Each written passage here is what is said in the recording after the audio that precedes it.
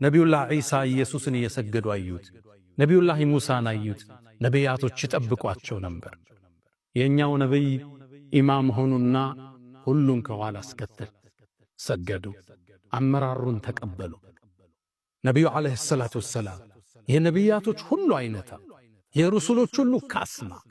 አላህ ነቢያቶችን ዓለመ ዘራ ላይ ሲፈጥር ሰብስቦ ቃል ያስገባላቸው ነቢይ ወኢዛ አኸዘ አላሁ ሚሳቀ ነቢይ ለማ አተይቱኩም ሚን ኪታብን ወሕክመትን። ነቢያትን ሰብስቦ አላህ ምን አለ? እኔ ጥበብና መጽሐፍን ስሰጣችሁ ثم جاءكم رسول مصدق لما معكم እናንተ ጋር ያለን እውነትም ሚል የሚያረጋግጥ ነቢይ ሲመጣ አልይ ኢብኑ አቡ ጣሊብ እና ኢብኑ አባስ እንደፈሰሩት ሙሐመድ ከመጣ ለቱእሚኑነ ቢህ ልታምኑበት። ማንም ነቢይ ያለ ረሱል ከተላኩ የእሳቸው ኡመት ከመሆኑ ውጭ አማራጭ የለው።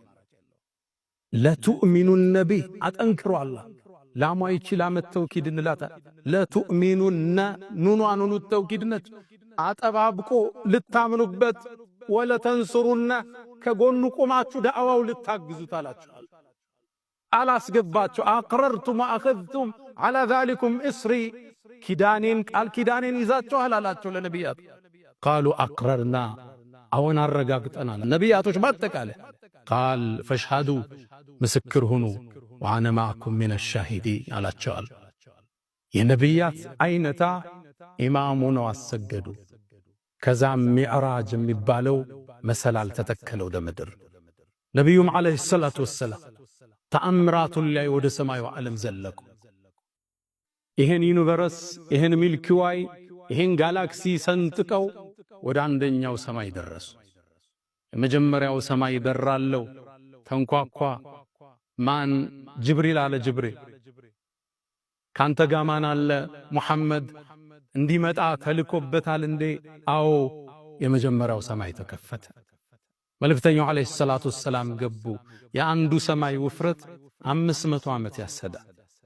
ውፍረቱ ገቡ። ያን ግዙፍ ዓለም ተመለከቱ። መላእክትን ተመለከቱ። እነ በይቱል ዒዛን ተመለከቱ። ድንገት ዞር ሲሉ ግን አንድን ሰው ተመለከቱ። አባታቸው አደም ነበር። ጅብሪልን ጠየቁት፣ ማን ነው ይሄ? እሱም አባትህ አደም ነው፣ ሰላም በለው። ሰላም አሉት። እሱም አያቸውና ነቢዩ መሆኑን አወቀ ሰለላሁ ዐለይሂ ወሰለም። ቃለ መርሐበን ብብን ሳሊሕ ወነቢይ ሳሊሕ፣ ምርጡ ልጅ፣ ደጉ ልጅ፣ ደጉ ነቢይ አላቸው። ከዛም አደም ወደ ቀኝ ሲዞር ይስቃል፣ ወደ ግራ ሲዞር ያለቅሳል።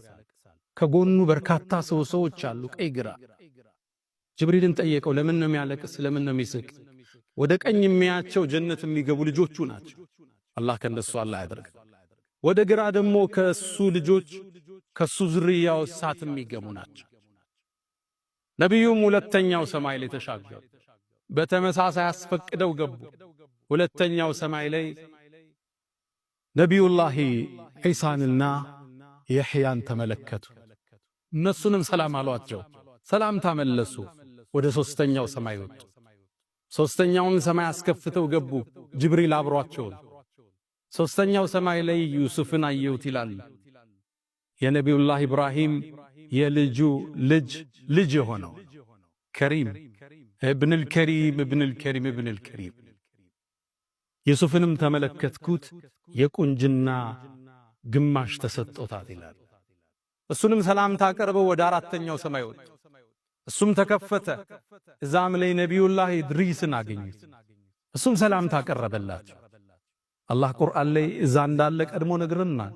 ከፍ ወዳለ ቦታ ወስደነዋል ብሎ ነበር ኢድሪስ።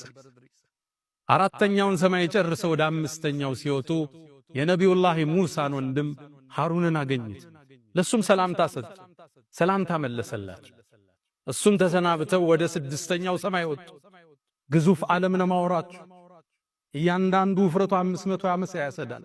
በአንዱ ሰማይና በሌላው መሃል 500 ዓመት ያሰዳል። በፈረስ ነው፣ በርግብ ፍጥነት ነው፣ በመላእካን ፍጥነት አላህ ይወቅ። ስድስተኛ ሰማይ ላይ ነቢዩላህ ሙሳን አገኝ። ሰላምታ ሰጣቸው። ሰላምታ መለሱለት። መርሐበን بالآخ الصالح والنبي الصالح አላቸው። ከዛም እሱን ተሰናብተው ሲዞሩ ነቢዩላህ ሙሳ ድንገት አለቀሱ። ለምን ታለቅሳለህ ተባሉ። አይ ተነግሮኝ ነበር ካንተ በኋላ የሚመጣ አንድ ነቢይ ይመጣል፣ አንተ ይዘኸው ከምትገባ ሰው በላይ ጀነት ይዞ ይገባል ተብያለዋል። ሙሳ ዓለይሂ ሰላም የመልካም ቅናትን ቅናት ውስጥ ገቡ። ግብጣ እንለዋለን። እሳቸው ነበር ወዐጅልቱ ኢለይከ ረቢ ሊተርዳ ያሉት። ከሳቸው በላይ አላህ ዘንድ የተወደደ እንዲኖር አይፈልጉ። ግን ከሳቸው በኋላ የሚመጣው ነቢይ ትውልድ አስከትሎ ቀድሞ ጀነት ይገባል። የነቢዩ ኡመት ዓለይሂ ሰላቱ ወሰላም አላህ ከጀነት ሰዎች አላህ ያድርገን።